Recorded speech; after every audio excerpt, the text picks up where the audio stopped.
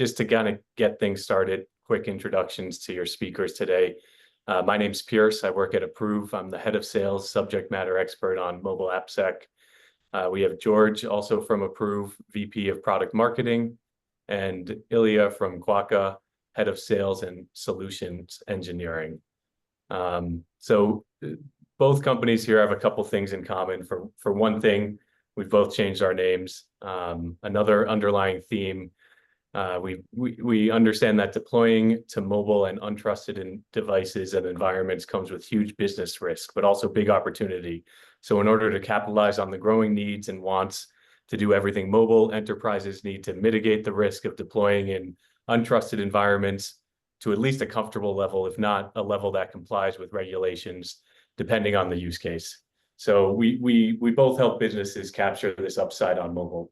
Approov started as Critical Blue, originally deeply rooted in mobile device architecture. In 2016, we recognized a growing issue in mobile app security and used our DNA and deep knowledge of mobile architecture to create a patented mobile AppSec attestation solution, and thus became Approov, 100% focused on mobile security. Now we have customers like BMW and major banks in all sectors where mobile app security is critical to their business success. Quokka provides mobile security intelligence to Fortune 500 companies and is the vendor of choice for the US government, powering the CISA mobile app vetting service. Quokka started out as CryptoWire back in 2011 with a DARPA grant focusing on researching mobile vulnerabilities back when iPhone 1 was new. In 2017, Quokka first discovered that TikTok was sending data to China, and today has over 230 CVEs and multiple academic papers covering their proprietary mobile vulnerability discovery technology. So as we go through this presentation, please remember to submit questions. We'll circle back to them towards the end of the webinar. If we do run out of time, we'll be sure to respond by email. Again, a reminder that the session will be recorded and made available, so no need to necessarily take notes unless you just like me. To kind of set the stage here today, I'm responsible for developing and deploying a mobile app, and we've started to take security a little more seriously. We've even made some new hires in the process, so we have some questions. I guess the first question is, we have an app about to be deployed, or maybe we have an old version that's out there in the wild, and we need to know how to secure it, and where should we start? Sure. So this is Ilya. I'm happy to take that one and kick us off here, and I'll pass it to good friend George. So in terms of where to start, there's compliance with standards, and then there's the standards themselves. And I want to draw the attention to the distinction between those two things, right? There's such a thing as, say, the OWASP top 10. It's very, common. Folks are very often looking to make sure that their app does not have any of the top 10 vulnerabilities. And then there's compliance, right? Whether you are in a regulated industry such as healthcare or financials, or you are in, gaming, and you want to show that you're taking security and privacy seriously, you could choose to, or maybe you are required to comply with some of those standards, maybe like the MASVS standard, or if you're in the government space, probably have to comply with NIAP. So there's all these different things, and whether you choose to, or you're required to comply with anything or not, or you just want to kind of take that attitude of, hey, let's do secure by design and actually bake that into our process, there is an executive order that is guiding those principles. And the two things that the order calls out is employing the automated tools to look for known or potential vulnerabilities and to help remediate them, right? And then for the supply chain, we always want to look at the software bill of materials, or SBOM. And so looking at the risk in the code that you're bringing into the app are the two big things there.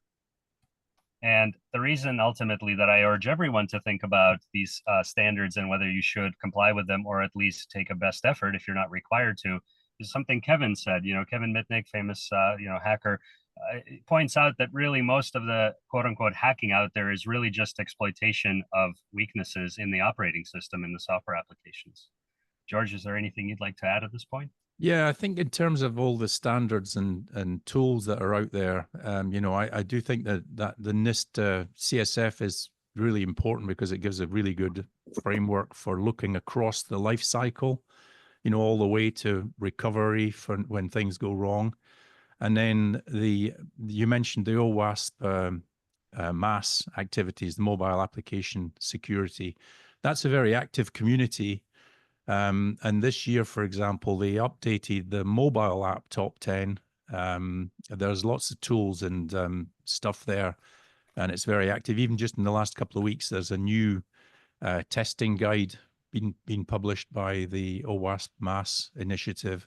And there's lots of tools there for testing and thinking about how you protect mobile apps. So those are both kind of my favorites, if you like, in terms of just setting the context for getting ready to secure your apps.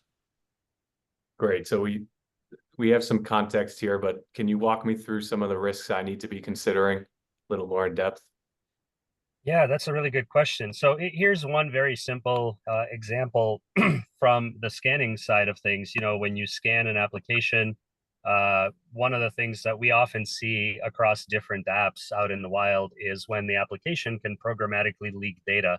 And you can see that it ties into the OWASP top 10, specifically M2 and M7, ties into GDPR because it potentially has a big impact on privacy. And, you know, when you look at a tool like ours, what you see is the ability to track the data as it starts in some kind of source. In this case, it's the SMS receiver. So that should give you an idea that it's potentially leaking SMS related data. And eventually it goes out to the log. And our solution looks at this both in the theory, meaning we look at the path through the code, but then we actually run it on a real device and we see dynamically that in this case, when you run this app, whatever it is, happens to be an SMS activity app, you know, what it's actually doing is logging the phone number and the message body of the text that's being sent or received into the log. So there's lots of different risks. This is just one example, but it's a good indicator of the kinds of things that either intentionally or perhaps by accident, you know, someone forgot to take out this logging code. But once it goes into production, you know, that's a very simple example of the kinds of things that we're seeing out in the wild. Okay.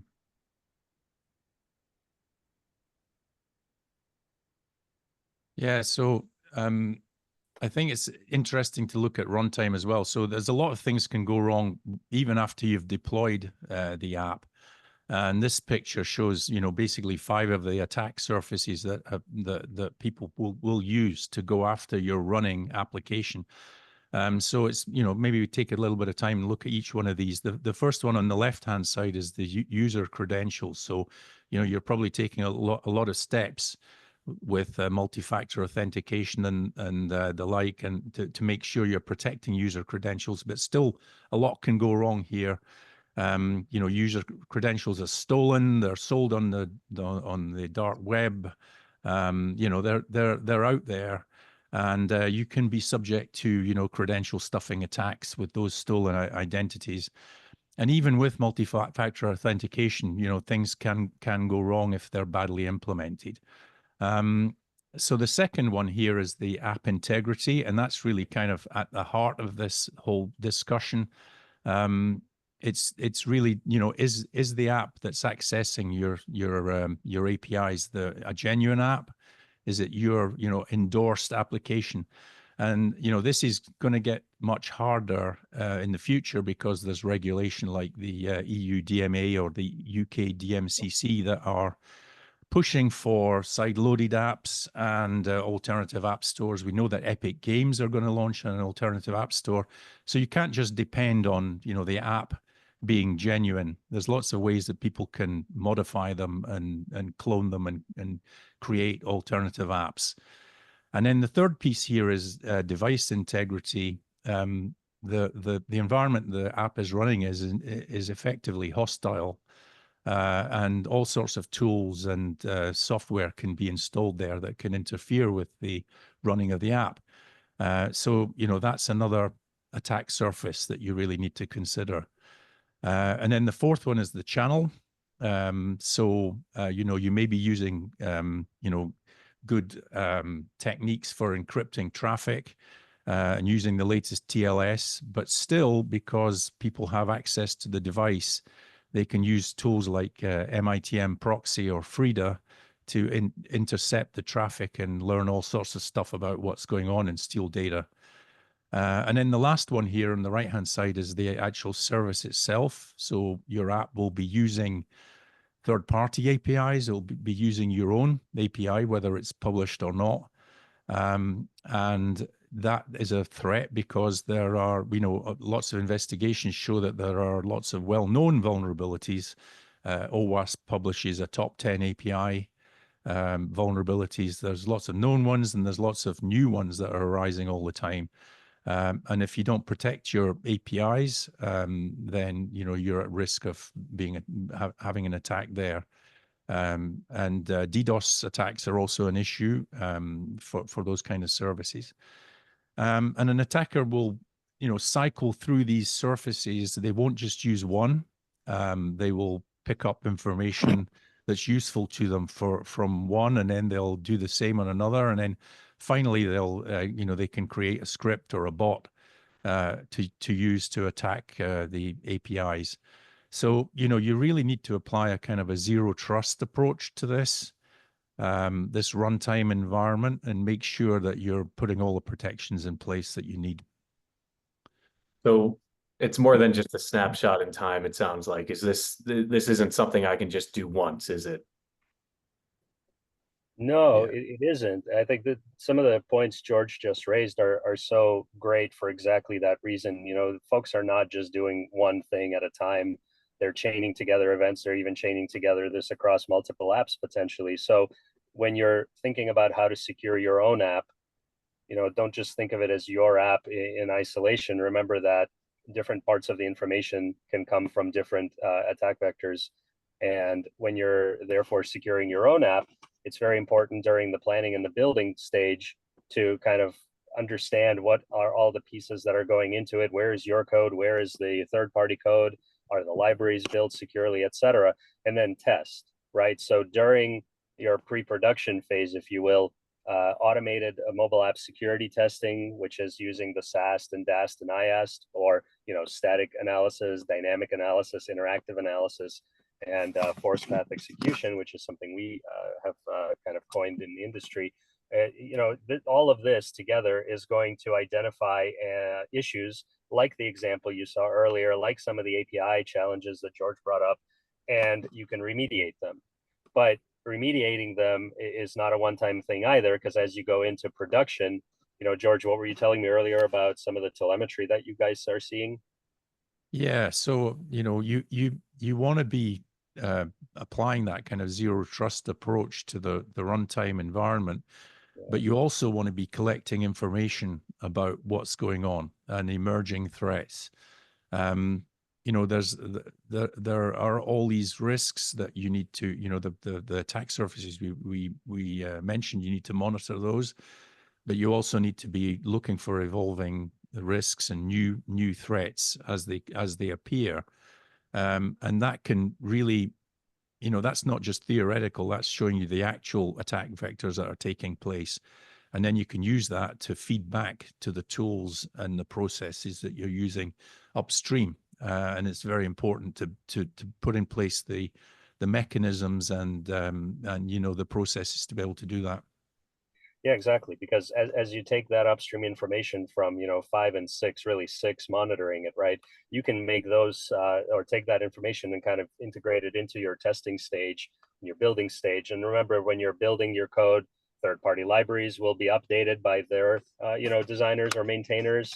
And so just constantly checking and then fixing and then monitoring and then feeding that back into the checking, that's what really makes it continuous. And that's what makes your security posture more defensible and better. Absolutely. Yeah. All right. Well, let's take a step back here, because I got to get this app out there and make sure it's secured. So where do I actually get started? How do I get started? Yeah, it's actually very simple to start with a MAST solution, right? If you want to test your mobile app, let's say you already have it and it's out there and you're working on the next version, it's very simple to upload it to our service. You can upload it as a binary, or if you want to actually verify that what's in the App Store is in fact correct from a security and privacy point of view, Our solution allows you to literally search the App Store for an app. Like say you're working on the Pizza Hut app, you can just throw it into the platform, do a scan, and it gives you this level of detail where it shows you, hey, here's all the findings, which findings correspond to which standards, and that gives you, of course, the under the hood details on all of that, so you can actually get to fixing pretty quickly. Okay. Right. And what's what's your take on that, George? With Yeah, Approov? so for as far as the runtime visibility is concerned, it would be interesting just to take a look at what you need to do here to put a Approov in place, because what Approov does is it validates every single request to the back end. And that's really at the heart of how you can generate the kind of telemetry and the information about what's going on in your environment. So maybe just a little bit of an explanation of what Approov actually does. It kind of, as I mentioned, validates each request, and it does that in a very unique and patented way. And how it works is that you register the first step is you have to put the Approov SDK into your app, and that's pretty straightforward. We have quick starts that allow you to do that very quickly. And then once it's integrated, what you do is you run your application through Approov to start with, to register the app before you put it into the App Store or however you deliver it to your user. And then at runtime, the Approov SDK checks that the app is valid, and it also does some checks on the environment the application is running in, so the device and environment, and it does that every time there's a request to the backend APIs. So it checks the authenticity of the app, and it analyzes the runtime environment. And it looks for hooking tools and debugging tools and anything that is nasty that's in the device environment. And all that data and measurements is passed to the Approov service, which then decides whether it's valid or not and passes a token back to the Approov SDK, which then integrates that into the request to the backend. So it's really important that the app and the device don't know anything about whether that token is valid or not. It's the Approov service that does that, and all of that is very secure and very protected. And so all of that information is available through the Approov service and is tracked in real time. And we can talk a little bit about how that's made available to you. But basically, it's a kind of real time visibility to what's going on in your app and your environment, and you can use that to really understand what's happening. So again, these policies, if you like, about what's acceptable and what's not, are set by you. We can talk a little bit more about that, hopefully, in terms of how granular that is. But basically, you can you can control exactly what's acceptable and what's not, and you can do that in real time. If I move on here to the next thing here, let me just take a look. Yeah, so here's an example of some of the metrics that you can get once the solution is deployed. So you can see here, application threats, environment threats, things like man-in-the-middle attacks. You can get visibility to what's going on across your deployed applications. That really gives you the actionable intelligence that you're going to need to manage this real time and see any emerging threats as they occur. So I like the sound of things being quick and easy, because that reminds me I do have a million other things to do on top of securing my app. And this does look like it provides a lot of data, both the scanning tool and the real-time threat analytics. But I want to make sure that with all this data, I have a way to kind of prioritize what's most important. Is that something I can do with these tools? Yeah, absolutely. So, when you're looking at the scanning tool, one of the things you'll notice is things are categorized as critical or high or medium or low.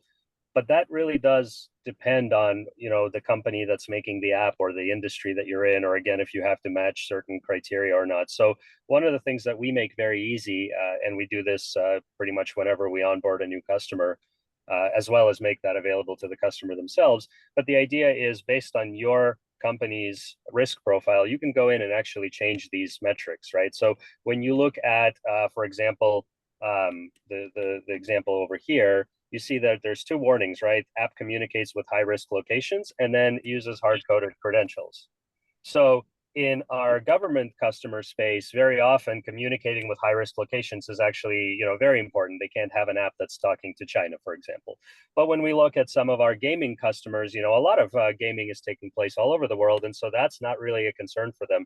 So we make it very simple to go in here and actually change for your particular use case, which of these things should be considered critical, which ones should be medium, so that when you look at the results, makes it very easy to hone in on the ones you have to fix.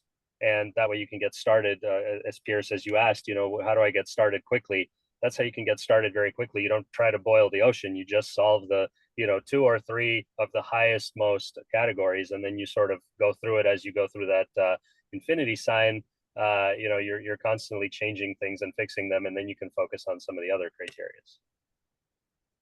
George, what does it work like with the Approov side of things?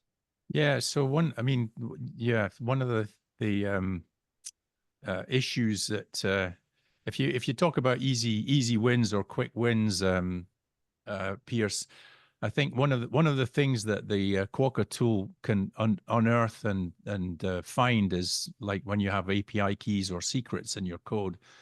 And one thing you can do with the Approov solution is you can get those out of your code. And, this is basically an easy win and can solve a lot of issues. And the way this works is because of the unique way we can get a hold of attestation information about the device and the application, we can use that to deliver API keys kind of effectively just in time to the application. And so that's just a very effective way of getting them out of the code. What Approov does is it will check, first of all, whether the application is genuine, and then it will do the kind of checks I mentioned on the device environment. And only if those pass is the key delivered to the application, and then it's used with the API, the back-end APIs. And this is just a kind of a major thing that you can do. Very simple, but it immediately improves the security profile of your application because you no longer have these keys that hackers can find and reuse for malicious purposes. I think this is so important because we find this when we're scanning apps, even in the App Store, we are finding this all the time. I mean, you're talking 10 to 20% of the apps out there end up having it.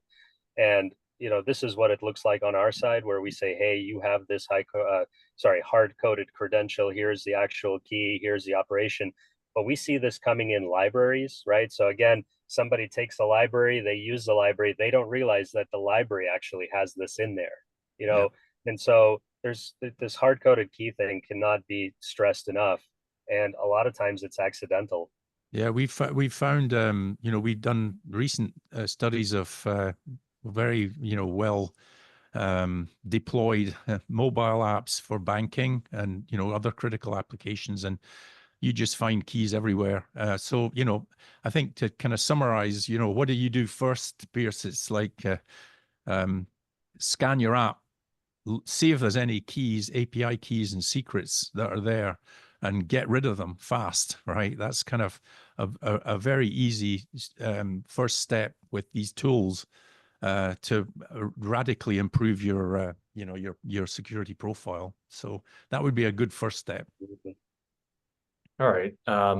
Well, the other thing I'm thinking about is as I'm continuously adding new features, maybe new libraries, producing new code, deploying, I'm a little worried about introducing new vulnerabilities. And this is a kind of a continuous process. So I don't want to be taking 2 steps forward, 1 step backwards, or maybe even 3 steps backwards.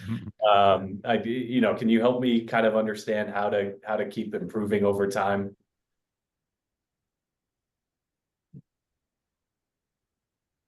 Yeah, from the scanning side, I can definitely tell you that when we look at apps, they are evolving, right? Nothing ever stays the same, as you asked, Pierce. And, you know, one of the things that we make very easy is just to look at kind of version over version. You know, are things getting better? Are things getting worse? This is what it, you know, looks like when an app that used to be good is suddenly, you know, again, whether it came from a library or some code somebody added, but you know, now all of a sudden it contains hard-coded credentials. It didn't used to. So something like that getting flagged all of a sudden is a great time to call, you know, Pierce and say, hey, Approov, come help me with this. You know, we got to solve this problem. Yeah. Yeah, and then at runtime, you know, I've mentioned that you get this visibility to what's going on, and you know you get that clear view of what's happening across the mobile ecosystem that you've got in place, and you know you can see. Actually, I have a full list here. It's a bit of an eye chart, but basically these are some of the things that we will check in the device. So you can see Frida, you know, routing, the full list of pieces that can be checked that are signs that something malicious is going on. And then kind of to the point of how do you iterate on this, each one of these is, you know, can be set as being acceptable or not. And you can change that dynamically. So, you know, there's a kind of a way to update policies over the air. And so you can, as you observe what's happening and you see a particular risk evolving, you can decide to change the policy across your whole, you know, all of your applications. And you can do that instantly by, you know, disabling one particular feature, if you like, or something that's happening in the environment that you don't like. You can make sure that that's blocked, and you know these requests will never get to your back end, and you've taken instant control. So as you kind of looking through the telemetry and the reports, you can update the policies and you can modify them on the fly, and that's, you know, so there's like two levels of reaction, if you like. You can do that immediately, and then you can also use the information that you gather and feed that back to the earlier stages in your process.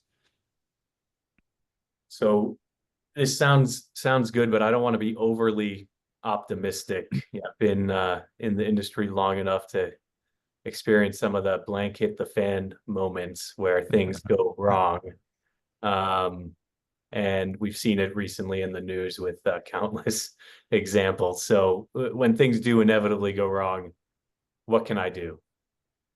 Yeah, so I mean that's pretty important, and one of the key, you know, principles of zero trust is to assume breach.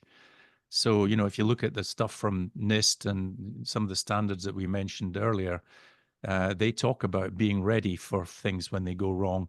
And, you know, we've seen some bad examples of that. You know, the 23andMe case, they looked like they were totally unprepared for a breach. So anyway, you know, the key point is be ready, have a plan, you know, run scenarios, and be ready to communicate. And you know, you probably have some compliance requirements as well, but it's really important to think about that.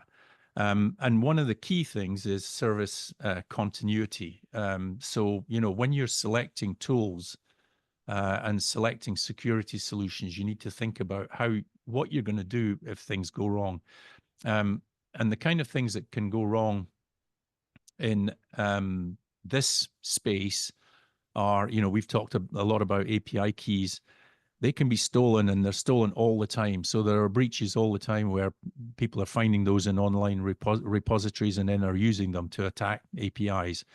So, you know, if we talk about service continuity, it's very important to be able to rotate these quickly. Another recent example was Dropbox had an issue, and they told all their API users to rotate the keys. And obviously, if you're doing that by, you know, changing your code and pushing it through app stores, that's a real issue. But you know, you need to have something like Approov where you can quickly rotate keys You can block devices if you have rogue devices or users, and these are all steps that will really help you maintain service continuity if bad things happen. So I guess the overall message is, when you're considering a security solution, make sure that you're thinking about when bad things happen, what can you do, and how do they assist you to keep the service running, which is the most important thing, right? Ilya, do you want to add anything to that?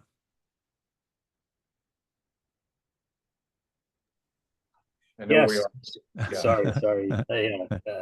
Trying to hit the unmute button there.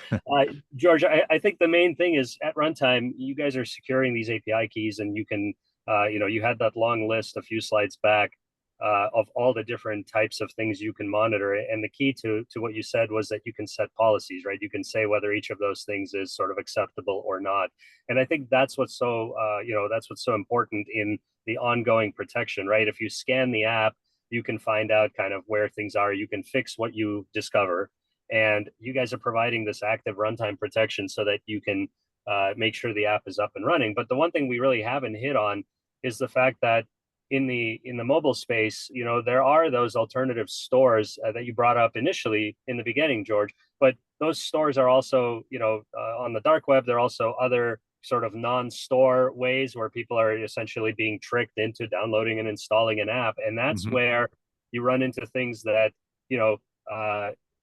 the original app designers did not envision, that somebody is going to use this on a jailbroken phone and monitor the traffic. But it's so easy to create a clone of someone else's app, and that's another thing that these two services here, that we're showing to the folks attending the webinar. This is another thing that we can do, is just make sure that if someone clones your app and tries to inject malware in it, or tries to modify it slightly to do something malicious, that you will see those indicators popping up. First of all, it'll be blocked from an API perspective. Secondly, you'll see that popping up on some of the telemetry that George was showing earlier, and you can use that to make better or different design decisions. But also, we just help you identify those bad apps out there and take them down. So that's another kind of angle to all this. Yeah, very good. So I was just monitoring the question portion here. We have a couple coming in. Anyone else who's watching, feel free to ask any questions that have popped up. But I'll just start off with the first one that I saw here. Let me just see.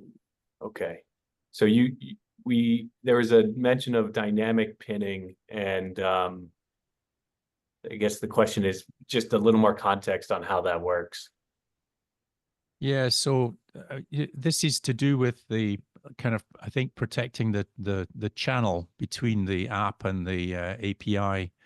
And we said that you can find tools that you can run on the device and that interfere with the trust store, and even if you're using TLS, can intercept traffic.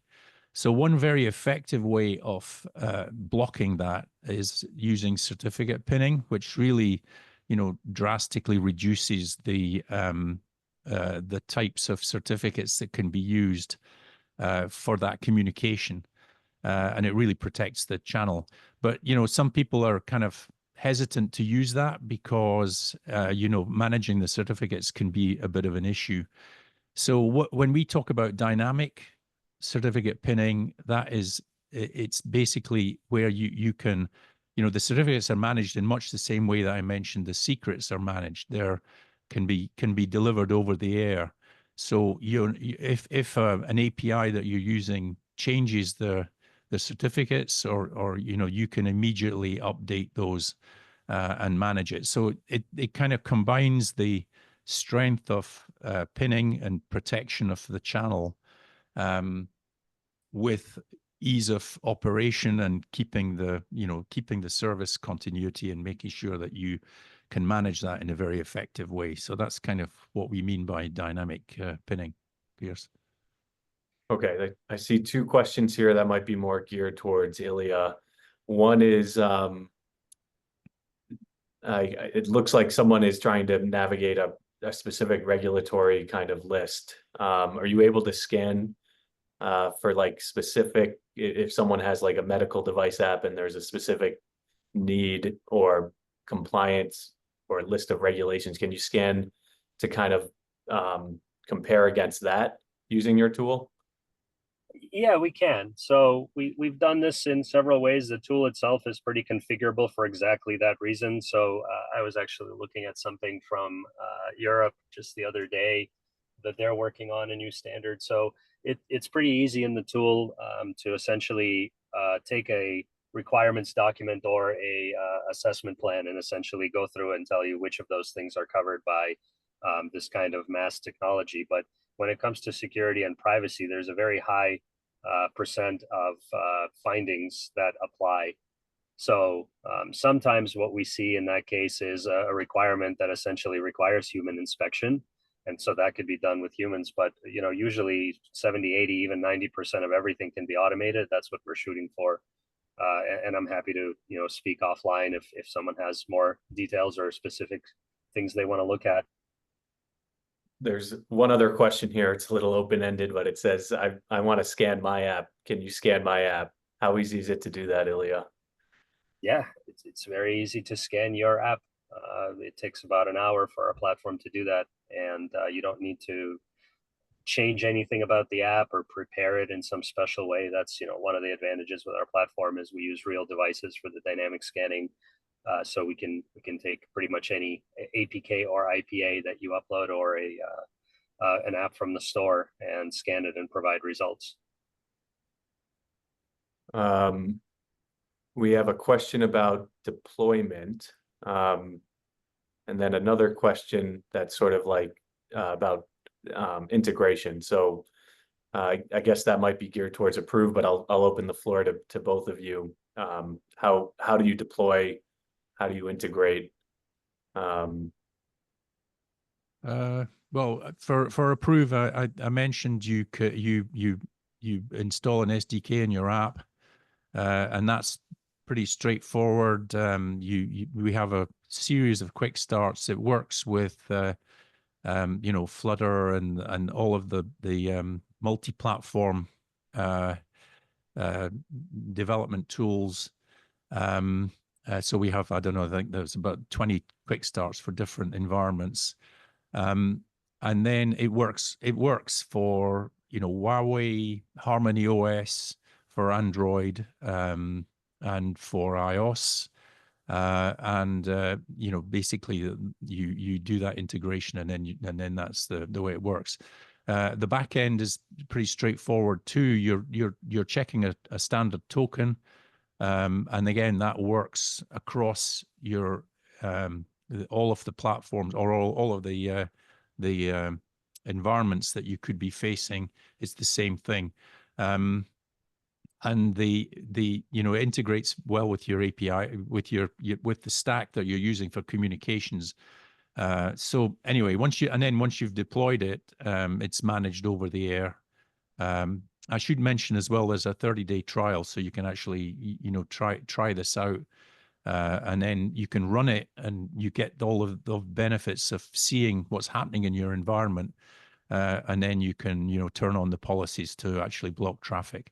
So, there's different ways to get started, and you can certainly contact us, and we can help you go through that. And then I think, Ilya, I'll just add that I took that 30-day trial, back when we were first starting to work together, and I can definitely concur that it's very easy. The SDK is not hard or involved, doesn't require you to make your own code changes to a bunch of stuff. It as far as SDKs go, it's very easy to get started with it, just like George said. So do take them up on the 30-day trial. It's an easy way to confirm that in your own environment. I'm a developer, so I get that we all have our own environments, and nothing will satisfy like actually putting it in there and seeing that it works the way it was just described, right? For our side, it's similar, minus the SDK bit. So we basically can integrate with your CI/CD toolkits. We have some out-of-the-box plugins for things like Azure DevOps and GitHub, GitLab, Bitbucket, probably Jenkins is another one. But really, any CI/CD platform that you're using, even if it's not one of the ones I just described, we can plug that in very easily using our APIs.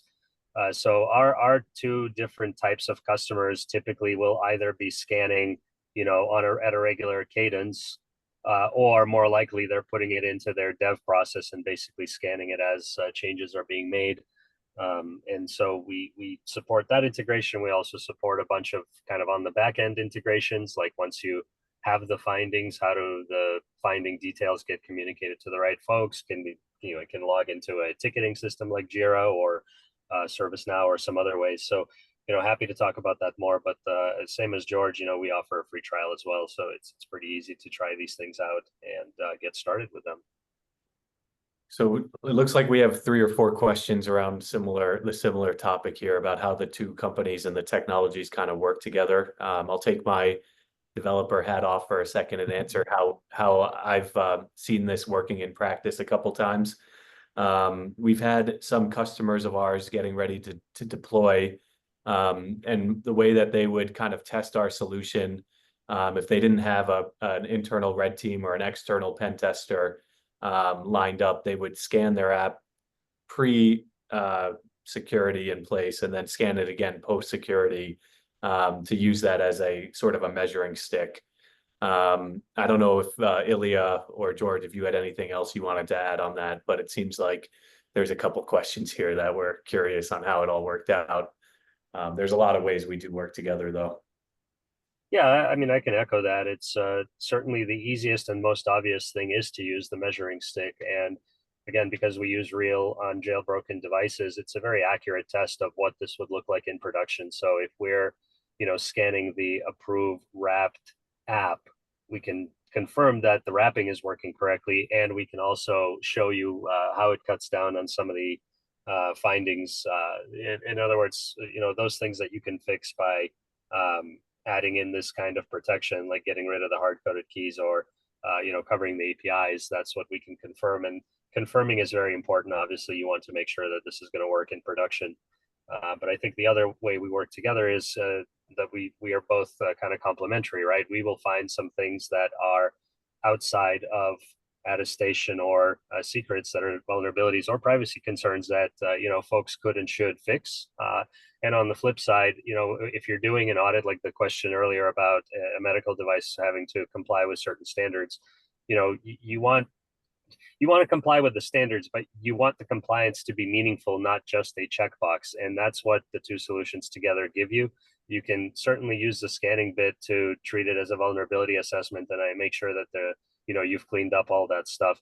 But the Approov with the ongoing telemetry is what will give you that, in our earlier diagram, steps 5 and 6, right? Being able to actually collect that information, monitor, and make sure that your app is not being misused out in the wild, or make sure that it's working correctly, which you can potentially then feed back in as you're making code changes. So that's, I think, how the two solutions both work together and work as two separate units of providing an overall, threat surface reduction strategy. There's one other interesting question here, but I know we're coming close on time. Maybe Ilya, you can answer it offline. They want to know if they're managing an enterprise app store, if you can help scan that, if it's not like the standard Google and Apple store. Yes. Short answer, yes. Longer answer, yeah, let's have that discussion offline. Whoever's asking the question, that's a good one. We can definitely support that. Yeah, we should add that Approov works independent of app stores. It's nothing to do with the app store. So, if side-loaded apps, alternative app stores, we will do, the Approov solution works and protect your app. All right.